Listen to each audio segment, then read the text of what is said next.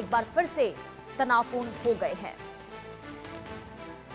और इसी बीच एक और बड़ी खबर, हॉर्मुज में एक बार फिर से तनाव बढ़ गया है। टकराव की स्थिति एक बार फिर से देखने को मिल रही है। ईरान ने बहरीन की ओर मिसाइलें दाग दी हैं। जहाजों पर नियंत्रण की नई चेतावनी जारी की गई है और हॉर्मुज से गुजरने पर फीस वसूलने का ईरान ने ऐलान कर दिया है।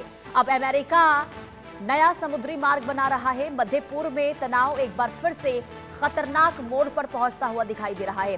देखिए, ईरान ने बहरीन की ओर मिसाइलें दागने का दावा किया, जबकि दूसरी तरफ हॉर्मुज स्ट्रेट को लेकर एक नई चेतावनी यहां पर दी गई है। तनातनी इसके बाद शुरू हो गई है।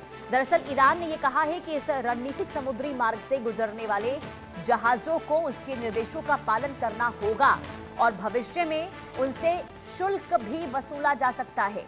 हालांकि अमेरिका और खाड़ी के अरब देशों ने ईरान के इस मांग को सिरे से खारिज कर दिया है। ब्रायन थॉमस संवाददाता तमाम जानकारी के साथ जुड़ चुके हैं। ब्रायन, ये हो क्या रहा है? एक तरफ बातचीत और दूसरी तरफ ये हमला, ये किस दिशा में शांति टॉक्स जा रहा है?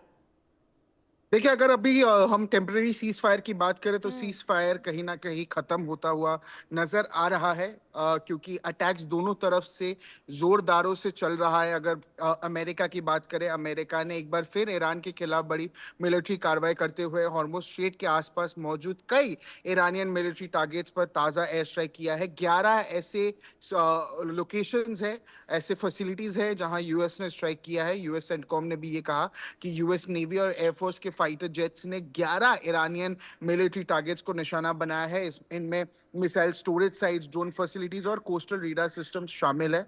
अमेरिका का ये भी कहना है कि ये कार्रवाई ईरान के सीज फायर उल्लंघन और एमटी कीकू टैंकर पर हुए ड्रोन हमले का जवाब में की गई है। यूएस प्रेसिडेंट डोनाल्ड ट्रंप ने भी एक ट्रुथ सोशल में अपना स्टेटमेंट देते हुए उन्होंने ये भी कहा कि ईरान को सख्त चेतावनी देते हुए कहा कि अगर तेहरान ने अपनी मिलिट्री कार्रवाई जारी रखी तो अमेरिका और भी बड़े स्तर पर एक्शन लेने से पीछे नहीं हटेगा। और इस ताजे हमले के बाद भी हॉर्मुज स्ट्रेट जो पूरे गल्फ क्षेत्र में तनाव और सुरक्षा जो एक प्रॉब्लमैटिक सिचुएशन है वो बढ़ता हुआ नजर आ रहा है। ईरान की अगर बात और करें, ये स्थिति देखिए एक बार फिर से कहीं ना कहीं मिडिल ईस्ट के लिए और पूरी दुनिया के लिए चिंता जरूर बना